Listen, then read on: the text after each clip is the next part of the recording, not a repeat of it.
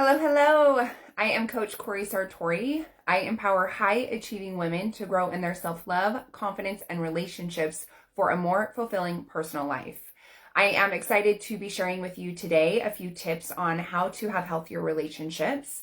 And I wanted to share this with you because I know for most of us, we've all struggled in our relationships at one time or another, whether it's our relationship with our partner, with our parents, with our siblings, with our friends, with our children. And so I wanted to offer you a couple tips today on how to have healthier relationships because I know how it can be so important.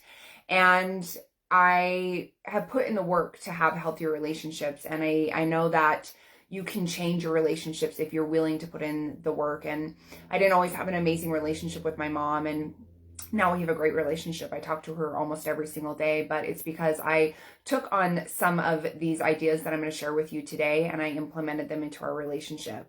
I have a great relationship with my husband because, again, I choose to put in the work and I have chosen to take action, and I'll share with you some of those actions and ideas that I do with my husband. And so I really know that we can all have healthier relationships if we're willing to put in the work, because it is work. And it's not always easy, and it's not always, it's not always two-sided, but the work has to start somewhere. And so why not start with you? And today I'm really excited to share with you 4 ideas on how to have healthier relationships. So whether you need to work on your relationship with your parents, maybe you're in a relationship that is codependent, or maybe you're in a relationship with a narcissist, these ideas can support you in building a healthier relationship, right? It may not make it perfect, but it can definitely add value to it, and it can make it happier and healthier in some aspects. And so I want to offer you 4 ideas today to start implementing into your relationships. So the first one I want to share with you today is to set boundaries. And this is really setting boundaries and guidelines within your relationship. And I had to do this with my mother in the past, where I had to set boundaries of what she could share with me or talk to me about, because I don't, some of you may have mothers that are always telling you what to do or how to be or things like that. And it just didn't serve me. And it really took a toll on our relationship. And so I had to set a boundary with my mom that she couldn't tell me certain things. She couldn't share certain things with me, especially if it was gossip or negative, because it wasn't adding value to my life. And so when I set these boundaries, it started to help our relationship be better. And when I set boundaries in my relationship with my husband, it got better because I made sure that he was very clear on how he could speak to me. Like if we're in an argument, he can't speak to me a certain way. I won't tolerate it. Like I've also worked with clients where they've been in a relationship with somebody that was a narcissist, and I told them, you need to set boundaries. You need to set boundaries maybe when you're arguing, that you don't touch each other, that you don't speak to each other in a certain way, or there's no yelling. And boundaries, there's so many boundaries you can set in your relationships. You can set boundaries with your kids, right? I think setting boundaries on screen time in your relationships is super valuable. Like with my husband, if we're together, we're not on our phones, because he's just distracted, right? If I'm on my phone, I'm distracted. If he's on his phone, he's distracted. We're not present in the moment. And so setting boundaries on screen time can be really valuable in your relationships as well. I think that you can setting boundaries is really saying, these are my expectations for our relationship. These are the things I will or will not tolerate, and be clear. Because if you're not clear, they don't know, right? People don't know what they don't know. So if you don't tell them these are my boundaries, then they're not going to know, and they're going to step past them. So make sure that you set those clear boundaries in every relationship if you need to. So that's the first thing that I want to offer you, is to set boundaries. So the second thing is, don't make assumptions. And this is a huge one, because when we make an assumption, we start to tell ourselves a story, right? So say that I get in an argument with my husband. In the past, when we first started dating, I would go back to my old ways of being, right? The old ways I would argue or fight with someone. And, he would get in a fight, and I'd be seriously probably like plotting, I'm going to bury him in the backyard kind of stuff. Like just so angry and so upset because I was making assumptions. This is how he feels. This is what he thinks that I think, right? And none of it was true. And when you're making those assumptions and you're telling yourself those stories, you are just creating more chaos and overwhelm and stress in your mind. And so don't make assumptions. So when something comes up, say you text your sister and she responds, then you respond, and then you don't hear anything. And then you start making up a story. Oh, well, what I said to her must have made her upset. It must have made her feel this way or that way, right? And then we start telling ourselves the story. We start creating something and blowing it out of proportion when we could easily just maybe pick up the phone and call her and say, hey, is everything okay? I just want to check in. And so when you're not making assumptions, that means that you have to do hard work, right? You have to ask the hard questions. I think, in my relationship with my partner, instead of making assumptions, we have those hard conversations where in the past, when we first started dating, right, we would have an argument or a fight and it would go on for maybe a day or two, right? We would be pissed off. We wouldn't talk to each other. And now, because we choose to not make assumptions and we choose to have those hard conversations and we express our feelings, well, you said this is how I felt. Well, this is how I felt when you said this. We talk about it and we don't make the assumptions. And so our argument can be done in 30 minutes rather than in a day or 2 or 3. And so I challenge you to not make assumptions and to start asking those hard questions. Well, why are you upset? What did I say that triggered you? How in the future can I make sure that I don't upset you in that way, right? Like, so asking those hard questions, because communication is everything in a relationship. If you don't have good communication, your fights blow up, you ignore each other, you make assumptions, right? Things are not great. And so I challenge you to not make assumptions and ask those hard questions, because when you start creating those stories, they only hold you back and they only hurt you. So that's the second thing I want to offer you. The third thing is love yourself first. And this is something, right? So many of us are in codependent relationships or have been in the past, or maybe we're in a relationship with a narcissist, or maybe we're just like, giving our all to our kids.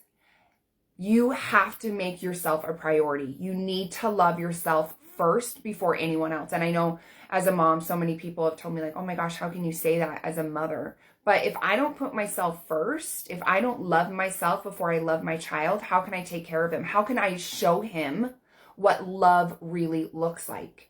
I want to be the example for my son. So of course I'm going to love myself first. I'm going to show him what self-love looks like, because I hope that he never ends up in a codependent relationship like I did in the past. I hope that he loves himself so damn much that he will never let anybody treat him the way that I've allowed people to treat me in my past. And so now, after I've done all this self-growth and I've worked on myself and I truly love myself, that's how I want to show up.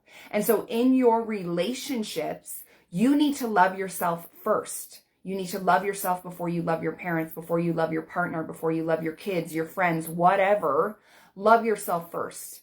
And I can't tell you exactly what that looks like for you to love yourself first, but it's by showing yourself love. It's by being kind to yourself. It's by showing yourself compassion.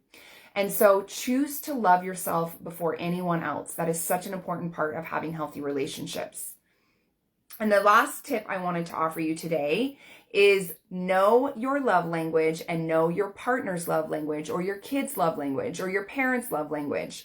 There are 5 love languages, and this is a super easy quiz. You can just Google the 5 love languages. It'll pull up a quiz. It's a free quiz, and you can take the quiz online, and it will send you in your email what your love language is. And so I know my love language is words of affirmation, and my husband's love language is acts of service. And the other 3 love languages are gifts. And then there is physical touch, and the other one is quality time. So knowing your partner's love language, knowing your kids' love language, even your coworkers, right? I've had coworkers do their love language quiz, so I know how to make sure that they feel valued.